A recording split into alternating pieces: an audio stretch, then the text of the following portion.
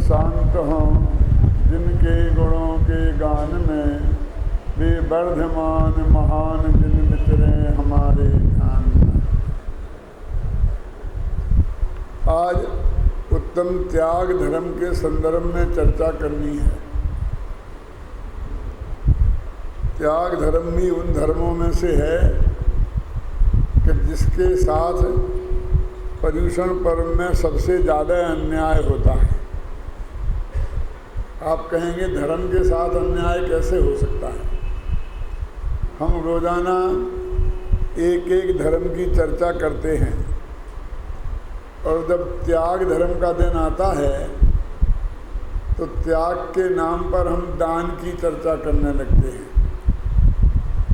और न केवल दान की प्रेरणाएं दी जाती हैं बल्कि दान के नाम पर चंदा उगाने का काम शुरू कर देते हैं।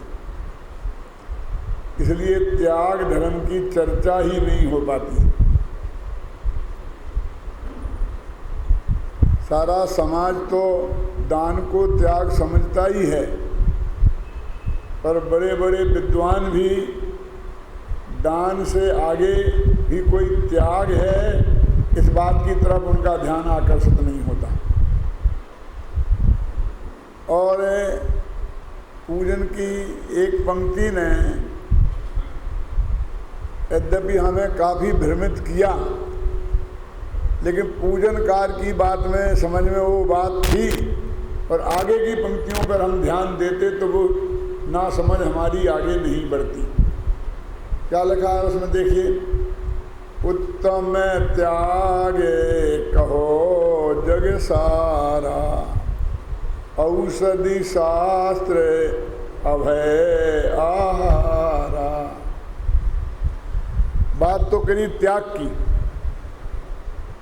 उत्तम त्याग कहो जग सारा, और भेद गिना दिए दान के, आहार दान, औषध दान, अभय दान और ज्ञान दान। क्या लिखा? उत्तम त्याग कहो जग सारा और औषध शास्त्र अभय आहारा। तो हमको पक्का हो गया कि 4 प्रकार का दान ही त्याग धर्म है। ये पंक्ति तो बहुत सरल है, सबकी समझ में आ गई, लेकिन अगली पंक्ति जो इस पंक्ति की पूरक है, निश्चय रागे द्वेष निर्वारे और ज्ञाता दोनों दान समारे। ये कहते निश्चय से राग द्वेष का त्याग वो दान है, निश्चय दान। क्या तो 4 इसका मतलब है कि ऊपर जो 4 प्रकार का दान बताया ये तो व्यवहार दान है। ऐसा हो गया ना। लेकिन नीचे की पंक्ति पे हमारा ध्यान नहीं जाता है, 4 प्रकार के दान पे ध्यान जाता है कि निश्चय राग द्वेष निर्वारे, कि निश्चय से राग द्वेष को दूर करना, इसका नाम त्याग धर्म है। इस त्याग धर्म को निश्चय दान बोलते हैं। देखो पहले इसलिए जरा स्पष्ट समझ लो, त्याग है धर्म और दान है पुण्य, दोनों एक नहीं है, दोनों शब्द का एक अर्थ नहीं है। कुछ लोग इन्हें पर्यायवाची शब्द समझने लग गए। दान माने त्याग और त्याग माने दान। जरा हम प्रयोग करके देखें तो इसकी सारी बात सामने आ जाएगी। आहार दान और आहार त्याग एक ही बात है क्यों? यदि ये पर्यायवाची शब्द हैं तो आहार दान तो जो हम मुनिराजों को भोजन कराते हैं ना नवदा भक्ति पूर्वक, उसे बोलते हैं हम आहार दान। बोलते कि नहीं बोलते? और आहार त्याग माने भोजन नहीं करूंगा मैं आज, इसका नाम है आहार त्याग। तो आहार दान और आहार त्याग का एक अर्थ नहीं है तो दान का और त्याग, दान और त्याग एकार्थवाची कैसे हो सकते हैं? औषधि दान और औषधि त्याग दोनों एक ही चीज है क्या? दूसरे को औषधि देना ये तो औषधि दान है, और खुद औषधि के खाने का त्याग करना ये औषधि त्याग है। अंतर है कि नहीं? दोनों एक तो नहीं है ना। जरा ये हम घटित कर भी लें किसी तरीके से, लेकिन ज्ञान के बारे में तो बहुत ही गजब है। ज्ञान दान और ज्ञान त्याग, ज्ञान का भी त्याग करना चाहिए। यदि दान का अर्थ त्याग होता और त्याग का अर्थ दान होता तो ज्ञान दान का क्या होता? ऐसे ही अभय दान और अभय त्याग, इस प्रयोग से एकदम बात स्पष्ट हो जाती है कि दान अलग चीज है और त्याग अलग चीज है। देखो, कुछ चीजें त्यागी जा सकती हैं पर दी नहीं जा सकती, कुछ चीजें दी जा सकती हैं पर त्यागी नहीं जा सकती, और कुछ चीजें त्यागी भी जा सकती हैं और दी भी जा सकती हैं। अब अपन को छांटना है वो कौन कौन सी चीजें हैं, समझे ना? राग द्वेष त्यागे जाते हैं, दिए नहीं जाते। राग द्वेष का दान नहीं होता है लेकिन त्याग तो होता है ना, और ज्ञान का दान होता है, त्याग नहीं होता। और आहार और औषधि दिए भी जा सकते हैं और त्यागे भी जा सकते हैं। अंतर समझ में आया? मैं पूछूंगा, मैं नहीं पूछूंगा तो हमारे विद्यार्थी पूछेंगे अभी आपसे। कौन क्या क्या दिया जाता है और त्यागा नहीं जाता है, क्या त्यागा जाता है और दिया नहीं जाता, और क्या त्यागा जाता है और दिया जाता है? समझे ना? देखो, दोनों में बहुत बड़ा अंतर है। त्याग है धर्म और दान है पुण्य। दान के लिए तीन चीजें चाहिए। एक देने वाला, एक लेने वाला, और जो वस्तु दी जाए वो माल भी तो चाहिए। क्यों? आहार दान तो देने वाला चाहिए, लेने वाला चाहिए और आहार भी तो चाहिए। ये तीन के बिना संभव नहीं है। इसलिए एक पराधीन क्रिया है। कोई दान लेना चाहता, आहार लेना चाहता है, लेकिन देने वाला नहीं मिले तो क्या होगा? कोई आहार देना चाहता है और लेने वाला नहीं हो तो कैसे देगा? बोलो। और लेने वाला भी है और देने वाला भी है और माल ही नहीं हो तो क्या करेंगे? इसलिए दान एक पराधीन क्रिया है और त्याग स्वाधीन क्रिया है, क्योंकि उसमें दो पार्टी नहीं चाहिए, तीन पार्टी नहीं चाहिए। हम अकेले हैं और हमें जो छोड़ना है छोड़ दें। उसमें कोई लेने वाला नहीं चाहिए, कोई चीज भी नहीं चाहिए। क्यों? ऐसा कैसा हो सकता है? क्या चीज हो सकती है ऐसी? बोलो। कि मैंने शादी का त्याग किया, क्या? कि मैं शादी नहीं करूंगा, ऐसा नक्की किया ना, तो शादी का त्याग किया तो शादी तेरी हो गई थी क्या? नहीं हुई है, तो काय का त्याग किया? क्यों? जो चीज है ही नहीं, लेकिन मैं करूंगा नहीं, तो ऐसे संकल्प का नाम है शादी का त्याग। बोलो। दोनों का अंतर समझा रहा हूं मैं, ध्यान से सुनना।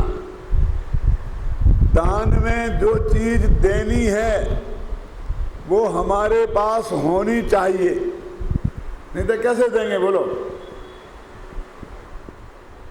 और त्याग में जिसका त्याग करना है उसका हमारे पास होना जरूरी नहीं है। क्यों? मैंने चक्रवर्तित्व का त्याग किया तो तुम चक्रवर्ती हो क्या? क्यों? मैं चुनाव नहीं लड़ूंगा, मैंने चुनाव लड़ने का त्याग किया तो तुम चुनाव लड़ने के लिए कौन कह रहा था तुमसे? समझे? त्याग में जो वस्तु नहीं है उसका भी त्याग किया जा सकता है, क्योंकि उसे हमें ग्रहण करने का राग था और हमने उस राग को त्यागा। वस्तु से कुछ लेना देना नहीं है। दान उससे ज्यादा नहीं दिया जा सकता जितना हमारे पास है। वैसे तो शास्त्र की आज्ञा ये है कि कम से कम 10वां हिस्सा और अधिक से अधिक 6वां हिस्सा अपनी संपत्ति का और इनकम का दान दिया जा सकता है, इससे ज्यादा नहीं। दोनों तरफ की मर्यादा है अजित भाई। पंडित लोग आपको कम से कम कितना तो दिया जाना चाहिए ये तो बताएंगे, लेकिन कितने के बाद नहीं दिया जाना चाहिए ये नहीं बताएंगे। उसमें बहुत विवेक है। एक आदमी के पास 10 लाख रुपया है और वो 1 लाख का दान दे देगा तो उसके धंधे में, पानी में, जिंदगी में कोई असर नहीं पड़ेगा। 6 लाख में भी 1 लाख देगा तो चलेगा, और 6 लाख में 3 लाख दे दिए तो धंधा चौपट हो जाएगा, आकुलता पैदा हो जाएगी। शास्त्र ने वो भी मर्यादा बांधी है, लेकिन किसी ने बताई आज तक आपको? यदि आप मेरे से कहें कि मेरी सारी संपत्ति मैं आपको देता हूं तो तुम लाओ लाओ लाओ जल्दी जाओ फटाफट नाम मेरे नाम लिख दो। क्यों? हमको तो लेने से मतलब है, उसका फिर बाद में चाहे जो हो इससे कोई लेना देना नहीं।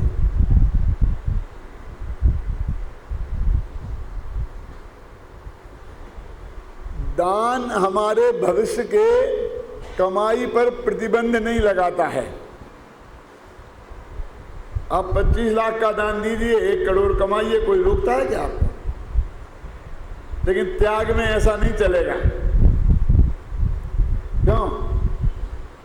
त्याग में ये नहीं देखा जाता है कि तुमने कितना छोड़ा, ये देखा जाता है तुमने कितना रखा। जब हम लेते हैं ना परिग्रह परिमाण वृत्ति, तो कहते हैं मैंने 10 लाख रुपए रखे और हैं कितने अभी के? 1 लाख। तो अब छोड़े क्या? बोलो कि मैं कमाऊंगा लेकिन 10 लाख से ऊपर नहीं कमाऊंगा, वो नहीं रखूंगा अपने पास। समझ में आया ना?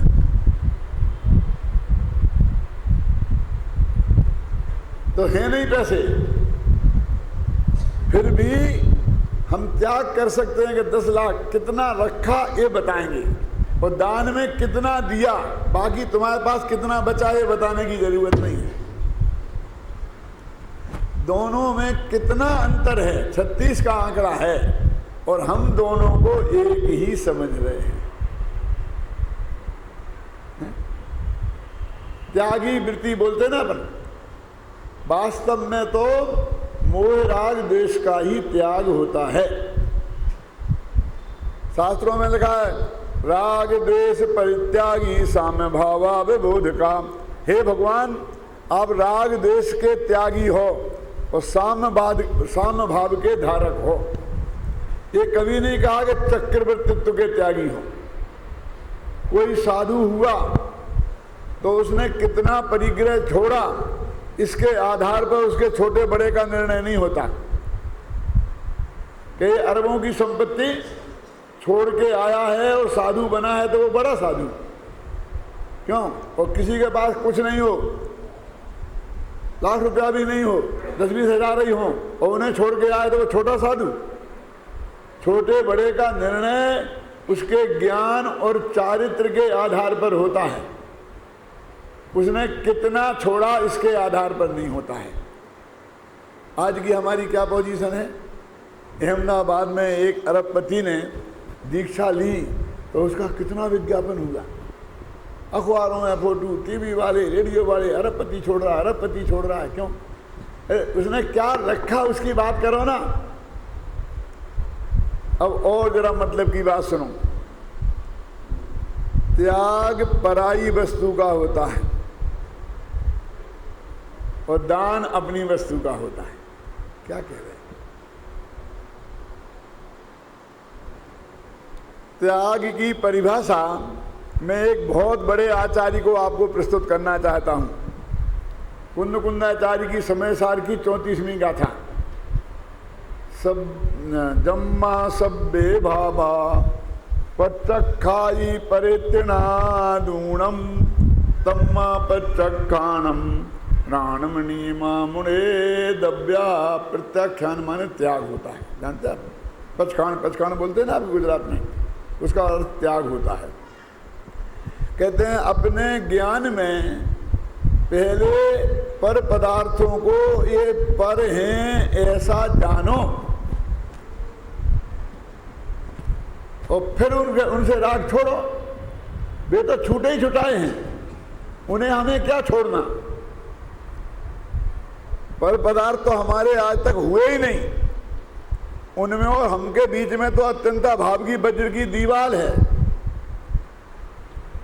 उन्हें हमने अपना जाना है, अपना माना है और उससे राग किया है। बस हमें उसे अपना जानना मानना छोड़ना है और राग करना छोड़ना है। उसे क्या छोड़ना? तो ये पर है, ये शर्त है, पहले ये जानो फिर छोड़ना। नानम नियमा मुड़े दब्बम, इसलिए ज्ञान ही प्रत्याख्यान है। उन्होंने बहुत बढ़िया उदाहरण दिया है कि एक आदमी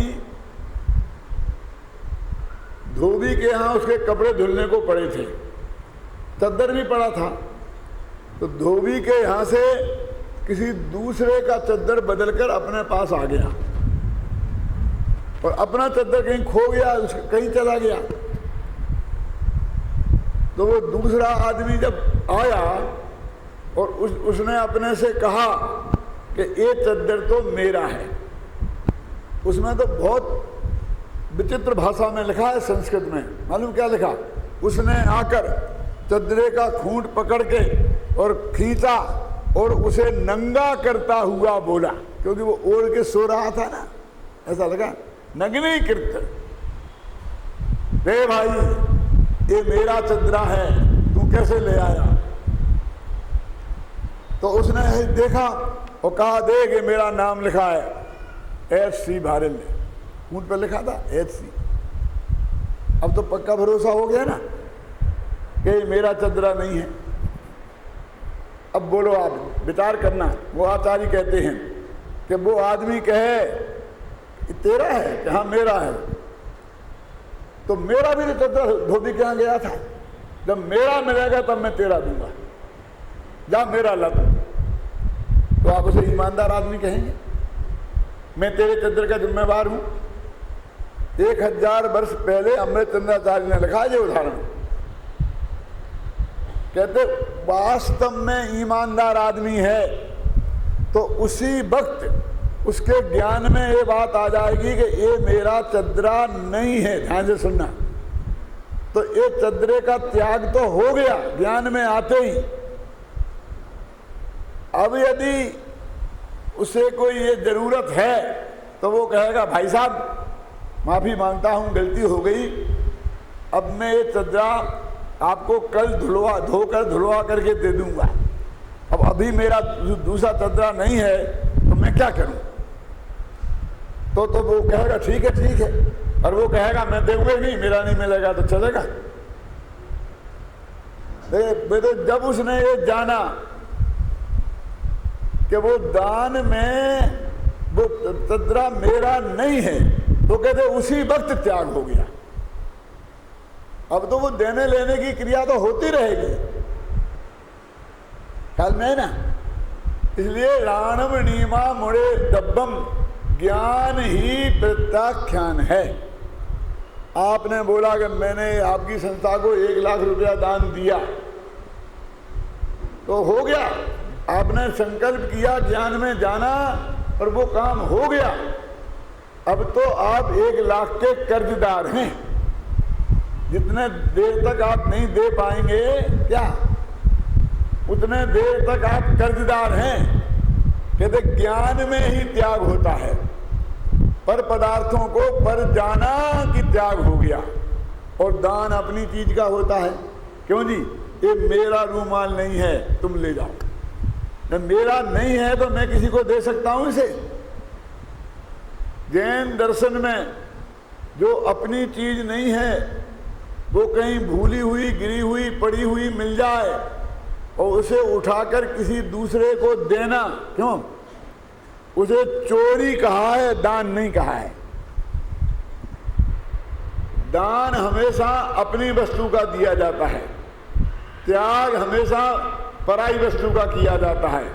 दान हमेशा अच्छी वस्तु का दिया जाता है, त्याग हमेशा बुरी वस्तु का किया जाता है। समझ में आया कि नहीं? ये बुरी चीज है, मुझे छोड़ना है। बुरी चीज दी नहीं जाती किसी को। दान अच्छी चीज का दिया जाता है जो उसके काम आए, त्याग बुरी चीज का किया जाता है। आप हम देखें तो 1000 अंतर दोनों में दिखाई देते हैं। तो ऐसा गजब हो गया है कि हमने आज तक सोचने की कोशिश ही नहीं करी और हम दोनों को एक ही मान के बैठ गए। अब जरा और गहराई से विचार करते हैं। आहार दान, क्यों, ये चारों जो ये धर्म चल रहे हैं 10, ये किनकी अपेक्षा चल रहे हैं मुख्य रूप से? पहले दिन बताया था, 2-3 दफे बता चुका हूं, फिर बताता हूं कि मुनियों की अपेक्षा चल रहे हैं, है ना। क्योंकि तत्वार्थ सूत्र में सा गुप्ती समिति धर्मानुप्रेक्षा, तो ये गुप्ती और समिति के बाद आए। गुप्ती और समिति मुनियों के होती, गृहस्थों के नहीं। क्यों? तुम असली त्याग धर्म के पालन करने वाले तो मुनिराज हैं, तो वे आहार को छोड़ने रूप त्याग तो कर सकते हैं, लेकिन वे आहार का दान किसी को दे सकते हैं? क्यों बोलो? आहार दान तो गृहस्थ देते हैं, मुनि नहीं देते हैं ना। किसी देने का नाम यदि त्याग धर्म होता तो फिर वो गृहस्थों के ज्यादा होता मुनियों से।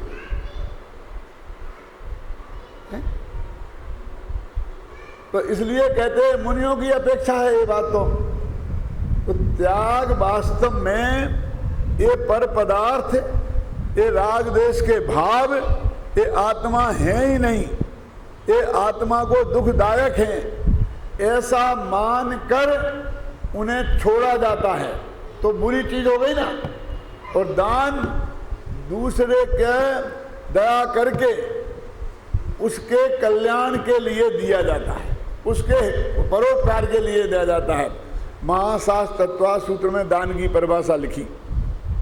बोलो कोई बोल सकता है? कहाँ है, कौन से अध्याय में है, कौन सा सूत्र है?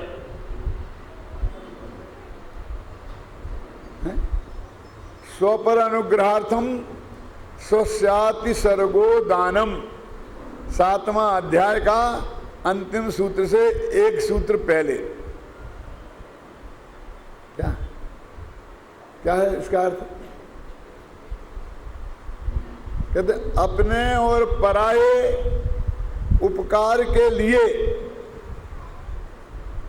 स्वस्थ माने होता धनादि पदार्थों का अथवा अपनी वस्तु का देना, उसका नाम दान है। और त्याग में क्या लिखा था कुंद कुंद ने? ये पर वस्तु का पर जानकर त्याग होता है। और दान ये मेरी चीज है और तब मैं आपको देता हूं, मेरी विभाग। तो क्या बात करते हो कि वही चीज दान हो तो अपनी है, जब पर पदार्थ अपना है ही नहीं। क्यों? जब पर पदार्थ अपना है ही नहीं तो फिर उसका दान कैसे हो सकता है? कहते भैया दान है व्यवहार और त्याग है निश्चय। तो ये व्यवहार से रुपया पैसा स्त्री पुत्र आहार ये सब अपने हैं और निश्चय से ये अपने नहीं हैं। इसलिए निश्चय दान माने त्याग और व्यवहार दान माने दान। समझे? अब ऐसा प्रयोग करो, त्याग माने निश्चय दान और दान माने व्यवहार दान, व्यवहार त्याग।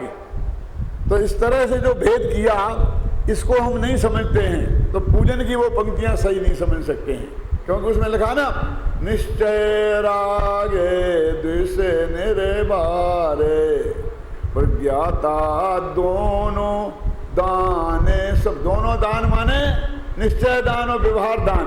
निश्चय दान माने त्याग। तो ज्ञानी जीव राग द्वेष आदि का त्यागी होता है और व्यवहार से जो पदार्थ अपने कहे जाते हैं उनका वो दान देता है। देखो, हम 1 घंटा व्याख्यान देते हैं तब भी बहुत समझाते हैं, तो आपके चेहरे पर मुस्कान लाने के लिए हमें पसीना छूटता है। अभी अजित भाई आकर यहाँ खड़े होकर 1 मिनट बोलें कि मैंने 10 लाख रुपए दान दिए, एकदम तालियां बज जाएंगी। हम तालियां नहीं पटवा पाते हैं। अजित भाई तुम 1 सेकंड में पटा देते, क्या वजह है मैं बताओ?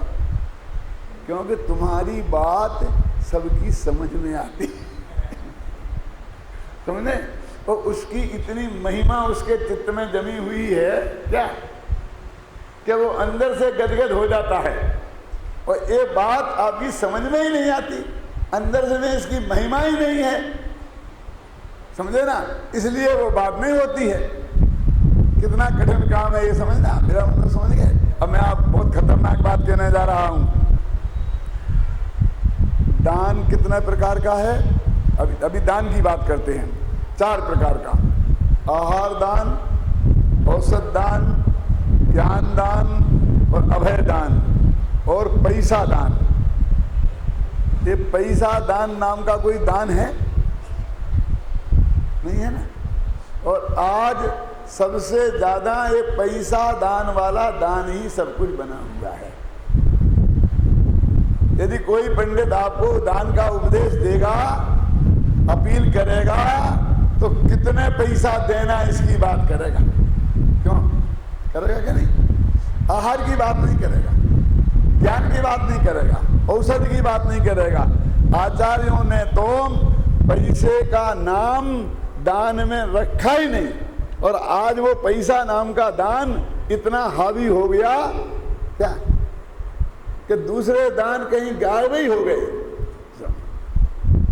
सेठ जी ने एक औषधालय खुलवाया, तो सेठ जी ने औषध दान किया।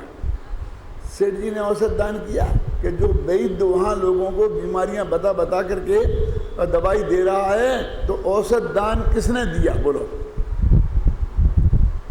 क्या? सेठ जी ने क्या? वैद्य जी ने।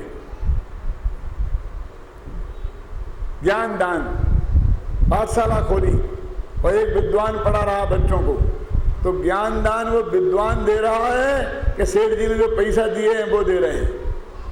आज चारों दानों पर इस पैसे वाले ने कब्जा कर लिया है। चारों दान वो देता है, क्यों? समझ गए ना?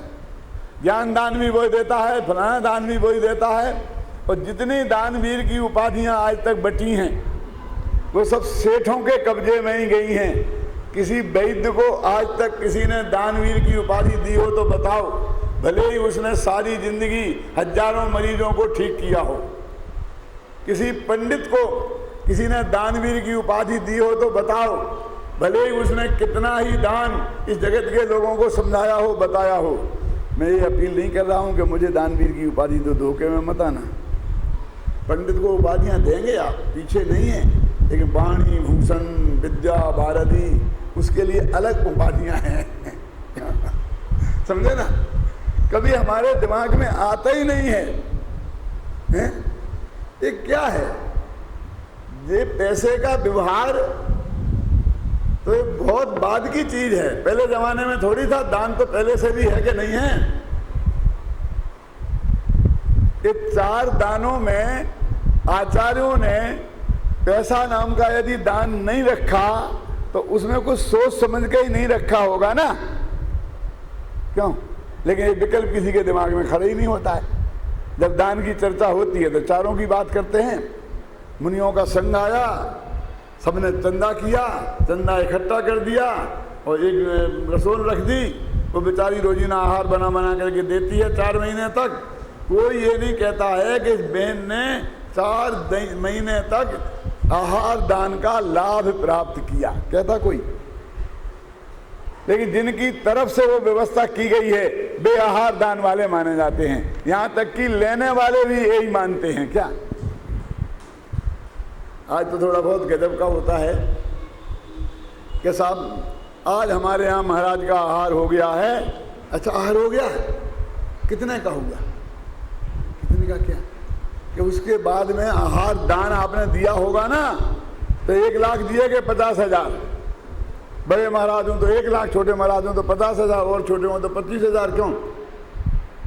लाख से भी ज़्यादा बड़े महाराज हो गए होंगे अब तो। क्यों? तो भैया आहार दान में आहार दिया जाता है कि आहार दान में लाख दिया जाता है? बोलो।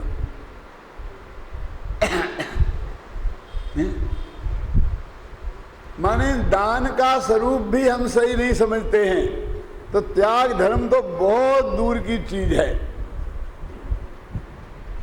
शास्त्रों में तो ऐसा लिखा है, बिन मांगे दे दूध बराबर और मांग के देवे पानी, और वह देना है खून बराबर जावे खेचा तानी। समझ गए ना?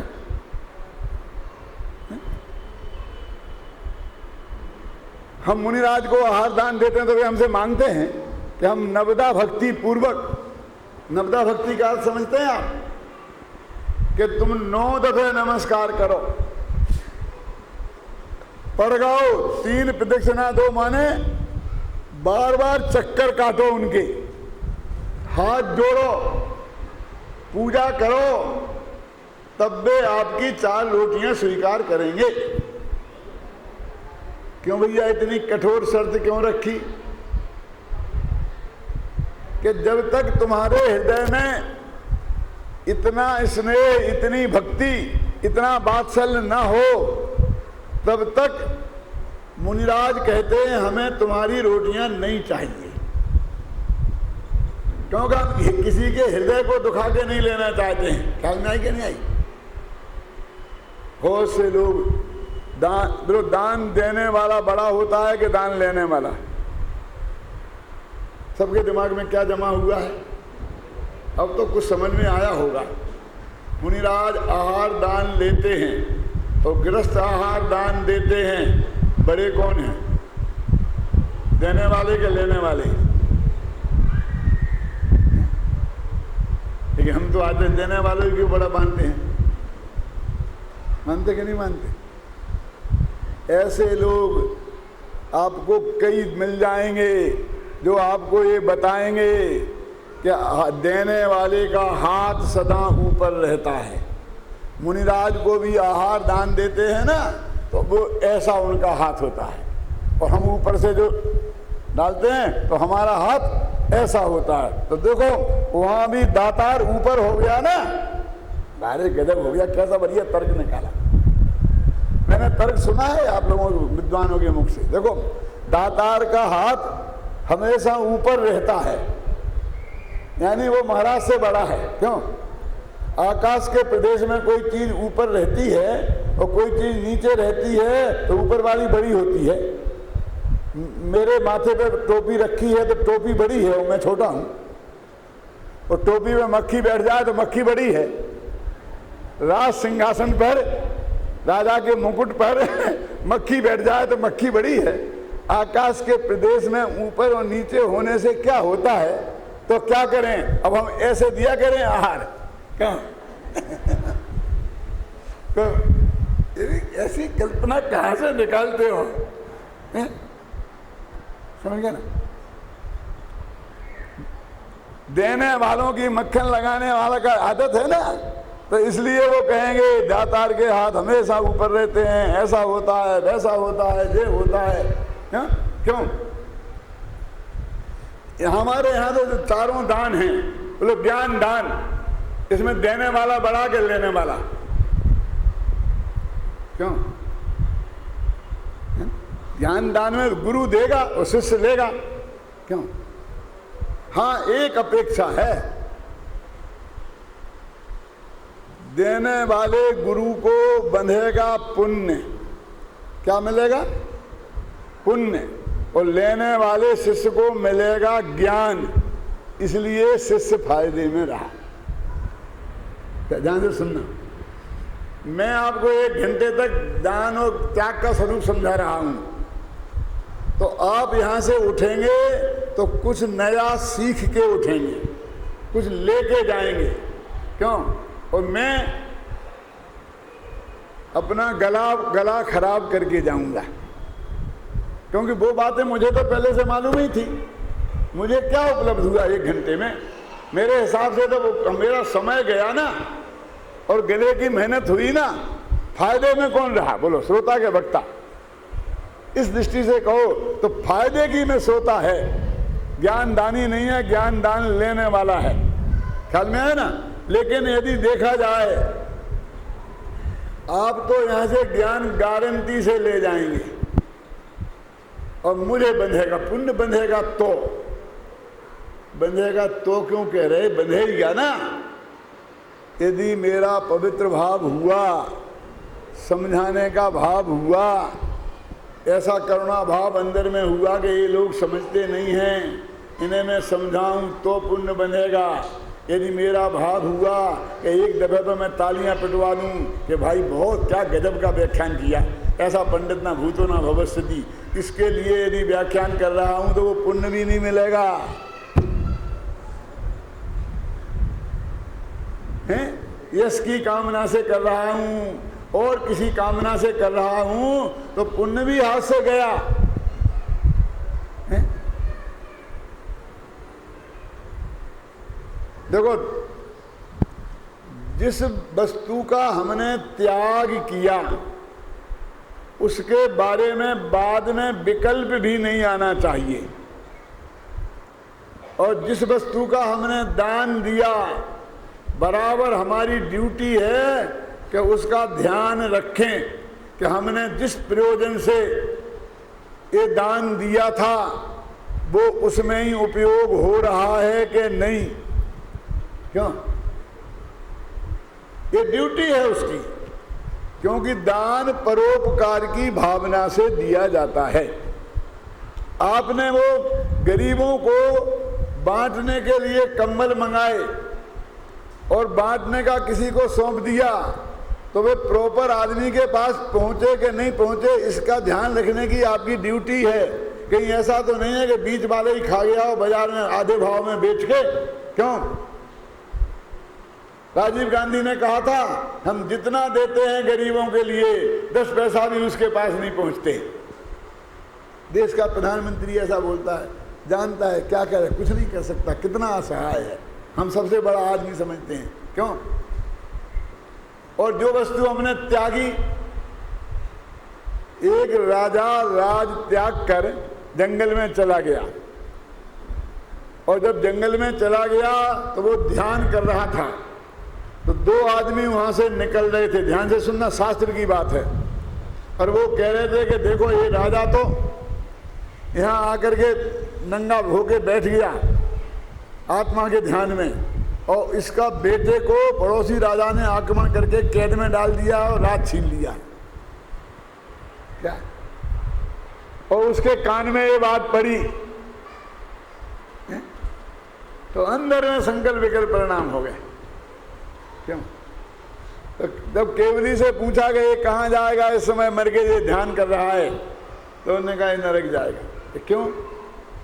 कि राज तो छोड़ दिया, कि छोड़ने को पहले भी क्या करता था, विकल्प ही करता था, और अभी भी विकल्प कर रहा है। कहाँ छोड़ा राज? जब तू छोड़ के ही आ गया तो फिर बाद में क्या हुआ उससे तेरे को क्या लेना देना है, विचार कर।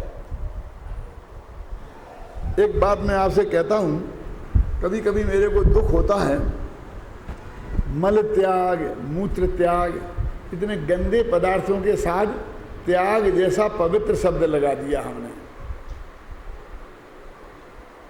बोलते कि नहीं बोलते हैं?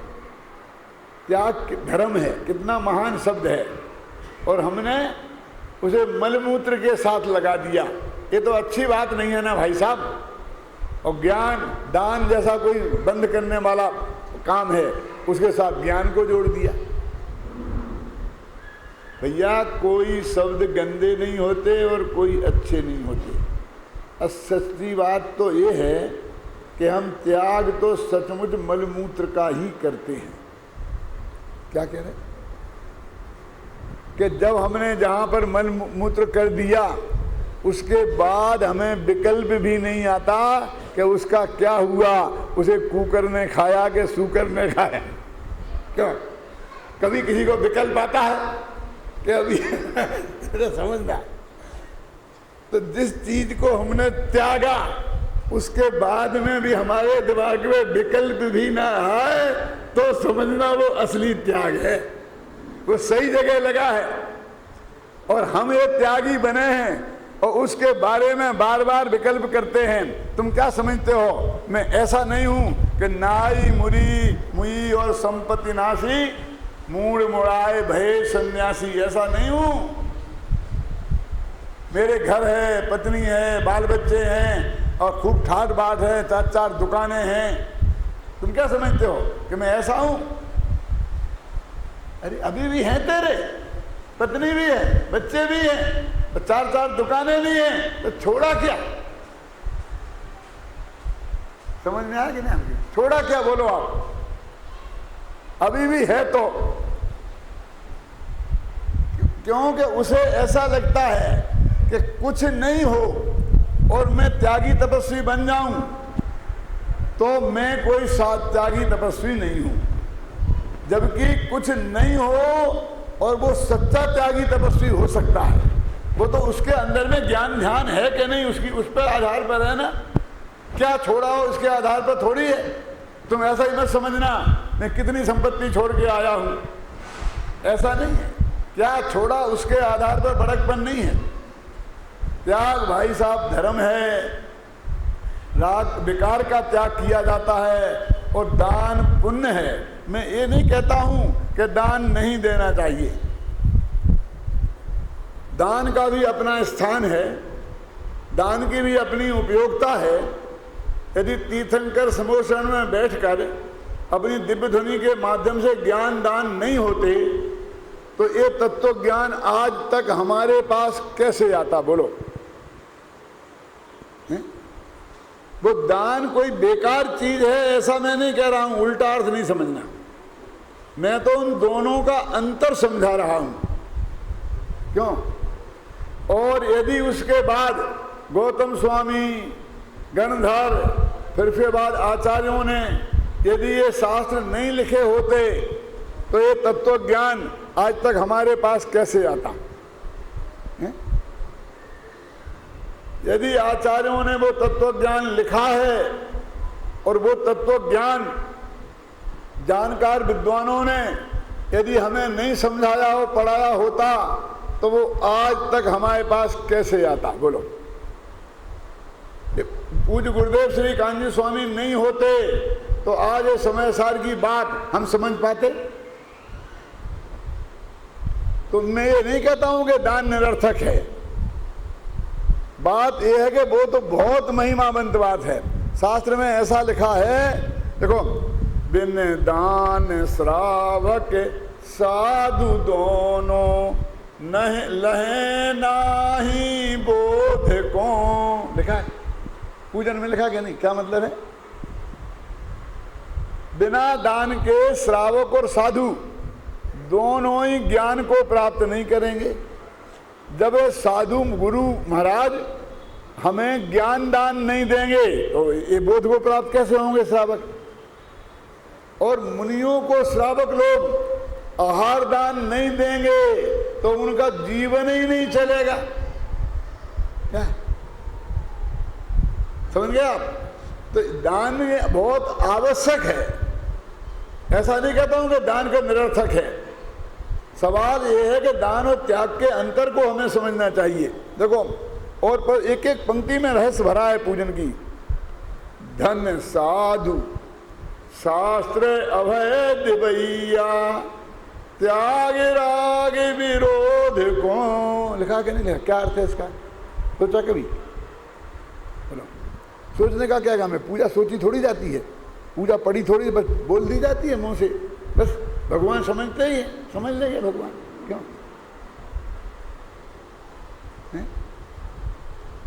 धन साधु बेसाधु धन्यवाद के पात्र हैं। क्यों? धन साधु त्याग अभय दिवैया, ज्ञान अभय दिवैया, ज्ञान दान और अभय दान देने वाले साधु धन्य हैं। जानबूझकर 2 दान छोड़ दिए।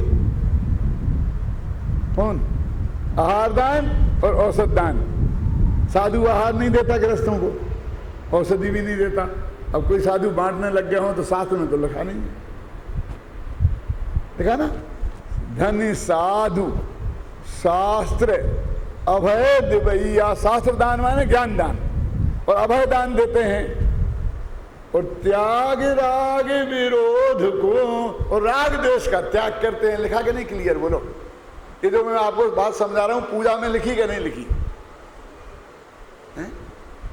धन्य साधु शास्त्र अभय दिवैया, 4 में 2 दान है उनके। तो त्याग काय का? राग द्वेष का त्याग है। त्याग राग विरोध को, और बिन दान श्रावक साधु दोनों लहे नाही बोध को। ये ना इसका उनकी समझ में सब था। पूजन की पंक्ति में उन्होंने सब डाल दिया है, जितनी ताकत थी उन्होंने भर दिया है। अब हमने नहीं समझा तो हम क्या करें? आजकल बहुत से लोग ऐसा कहने लग गए हैं, हम तो आचार्यों के शास्त्र पढ़ते हैं, पंडितों के नहीं पढ़ते। और कुछ कहने लग गए कि हम तो संस्कृत का पढ़ते हैं, प्राकृत का पढ़ते हैं, हम हिंदी का नहीं पढ़ते। स्वामी जी के विरुद्ध जो लोग थे उन लोगों ने इसी बात का प्रचार किया कि तुम पंडितों का क्यों पढ़ते हो, तुम तो मुनियों का लिखा शास्त्र पढ़ो और संस्कृत वाले मूल शास्त्र देखो। क्या इस बात का शिकार अपने मुमुक्षु भी बहुत हुए हैं। मैं बताता हूँ, बहुत बड़ा नाम, मेरे रिश्तेदार थे, बहुत बड़े आदमी थे, उनने मेरे से ऐसा कहा, बड़ी सभा में नाम नहीं लेता हूँ, स्वर्गवास हो गया उनका, कि मैं तो आचार्यों की ग्रंथ पढ़ता हूँ। उनका अच्छा, बहुत अच्छी बात है, आचार्यों के ग्रंथ पढ़ना तो बहुत अच्छी बात है। मैंने कहा आपको संस्कृत प्राकृत आती है? नहीं नहीं नहीं। तो फिर आचार्यों को आप पढ़ कैसे सकते हो? मैं तो समय सार पढ़ता हूँ, प्रवचन सार पढ़ता हूँ। अच्छा, तो आती है तुम्हें संस्कृत प्राकृत कि नहीं आती है? तो फिर वो है ना हिंदी में, तो हिंदी में तो पंडित ने लिखा है।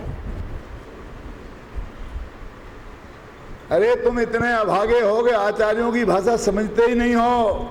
ये तुम्हारे लिए पंडित ही शरण हैं। क्यों? हाँ, वो उनको ध्यान में ही नहीं आता कि जो हम पढ़ रहे हैं, ये जयचंद छाबड़ा भी पंडित थे जिनने टीका लिखी, ये पंडित टोडरमल जी भी पंडित थे। मोक्षमार्ग प्रकाश पढ़ते हो कि नहीं? पढ़ते हैं। तो आचार्यों के पढ़ रहे हैं, तो पता ही नहीं है, इतना होश ही नहीं है।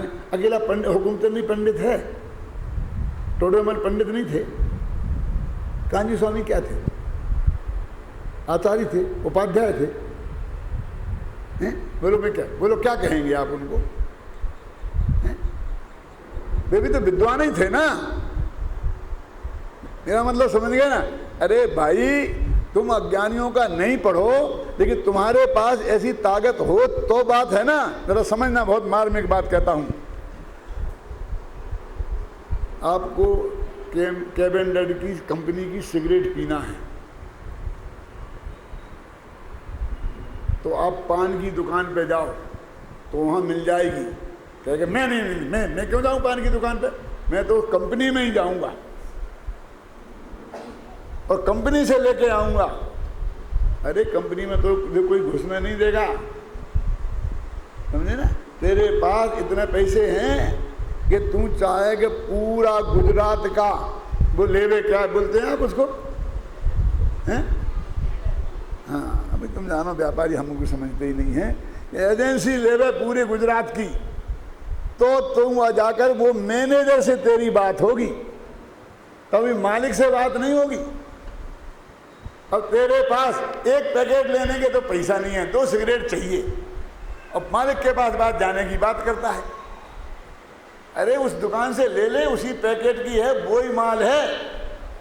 ऐसे ही हमारे पास ना तो इतना ज्ञान है, ना भाषा का ज्ञान है, ना इतना पुण्य है, और हम तो आचार्यों की पढ़ेंगे। इतना पुण्य होता तो संस्कृत पाकित पढ़नी थी। अब तुझे तो इस भव में पंडित ही शरण है कि तेरे ऊपर उपकार करते हैं कि तू उस बात को उनसे सुन ले और समझ ले, नहीं तेरे मनुष्य मुखत में चला जाएगा। ख्याल में आई ना? अरे उन्हीं की वाणी है कि पान वाले की दुकान पर जो कैलेंडर बिक रही है वो पान वाले ने नहीं बनाई है क्या, वो उसी कंपनी से बन के आई है। तू बहुत देख ले पैकेट सही है कि नहीं, उसमें कोई गड़बड़ी तो नहीं है, ऐसे ही तू देख ले। लेकिन ये हमारे बाद जो माल है वो भी वो अनंत वीतराग सर्वज्ञ परमात्मा की कंपनी से बना हुआ है, इसलिए हमें इसी से काम चलाना पड़ेगा। तो भाई दान की भी बहुत आवश्यकता है। यदि ज्ञान दान नहीं होता तो आज तक भगवान महावीर की वाणी जो हमारे पास आकर सुरक्षित मिली है वो हमारे पास नहीं रहती। कितने बड़ी उपयोगिता है, क्यों? तो फिर आप पैसे वालों के पीछे क्यों पड़े रहते हैं? कौन से कहते उन्हें किया, उनने क्या खराबी की? उनने भी ये दिनवाणी हमने लिखी, हमने पढ़ी, और उन्होंने छपा कर गांव गांव के मंदिर तक पहुंचा दी। तो हमारा विरोध किया तो हमारा समर्थन किया? काय का विरोध करेंगे हम? क्यों विरोध करेंगे? वो तो हमारी दिनवाणी घर घर में पहुंचा रहे। तो फिर आप ऐसी आलोचना क्यों करते हो? भैया वो पैसा भी खर्च करते हैं और पुण्य भी नहीं कमा पाते हैं, इसलिए हम समझाने का भाव आता है। महात्मा गांधी ने लिखा एक बहुत जगह कि हिंदुस्तान के दानी लोग के हाथ में कुछ मिले चाहे ना मिले, लेकिन जिनको वो दान देते हैं उनका तो काम हो ही जाता है। क्या मतलब? जो दान लेता है ना उसकी आवश्यकता की पूर्ति तो हो गई, और दानी ने यदि मान के खातिर, यश के खातिर और कारणों से दान दिया हो तो बेचारे को पुण्य मिलना चाहिए था, वो भी नहीं मिलता, 2 ही दिन से गया। तो हम तो वो ये समझाते हैं कि वे दान दे रहे हैं, सहयोग कर रहे हैं, तो उसका असली फल भी उन्हें प्राप्त हो। ख्याल में है ना? इसलिए उसका सही स्वरूप समझाते हैं। हम उनके विरोधी कैसे हो सकते हैं? क्यों?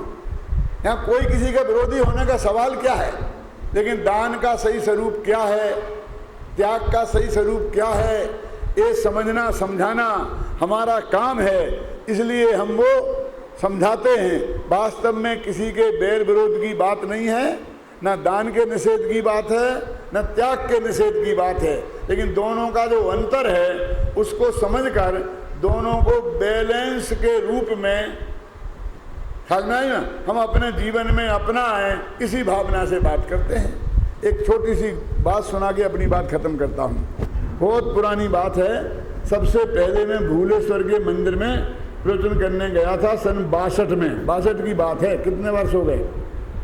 लगाओ निकाल, कितने हो? 38 वर्ष। 62 में मैं भूलेश्वर के मंदिर में प्रवचन करने गया था पर्यूषण में। एक सेठ जी, उस वक्त हर जगह ये नहीं लगी थी लिफ्टें, और 5-5 मंजिल के मकान थे। वे सारे सेठिया जो बाहर रहते हैं ना, सब उसी आसपास, वो जवेरी बाजार के आसपास ही वहीं रहते थे सब।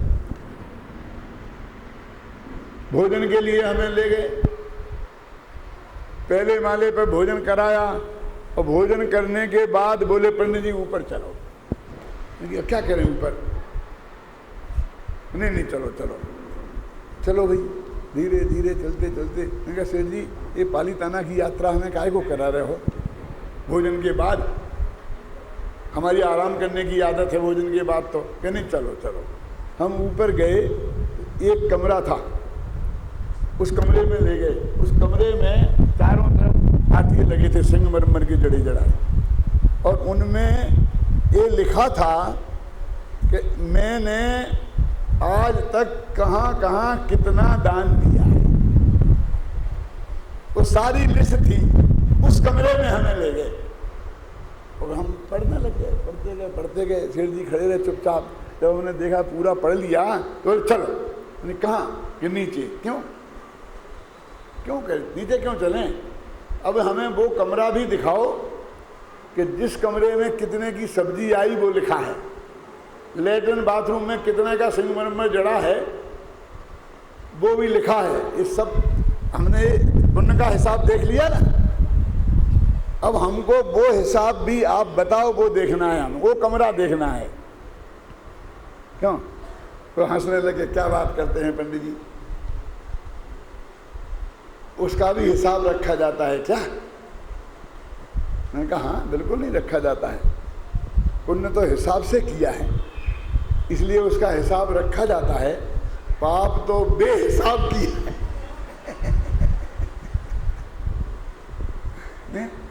क्यों? उसका क्या हिसाब रखना?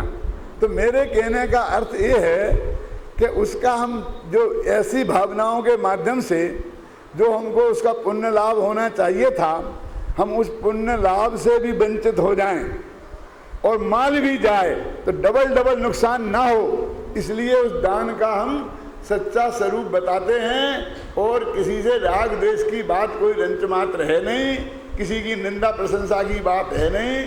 त्याग धर्म है और वो राग द्वेष का किया जाता है। दान पुण्य है और वो आहार आदि पदार्थों का किया जाता है। पैसा भी उनमें सहयोगी होता है, इसलिए पैसे के दान को भी लोक में दान कहते हैं। असली पात्रों को तो तुम्हारा पैसा चाहिए नहीं। शास्त्र में लिखा है उत्तम पात्र नग्न दिगंबर मुनिराज हैं, जानते हैं आप? लिखा मध्यम पात्र अनुभूति श्रावक हैं और जघन्य पात्र सम्यक दृष्टि हैं।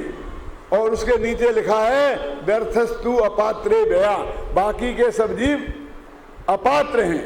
तो हम विवेक पूर्वक ख्याल में दान का भी अपने जीवन में उपयोग करें और त्याग धर्म को समझकर अपने जीवन में त्याग धर्म को भी अपनाएं। इसी मंगल भावना के साथ मैं अभी की बात समाप्त करूं।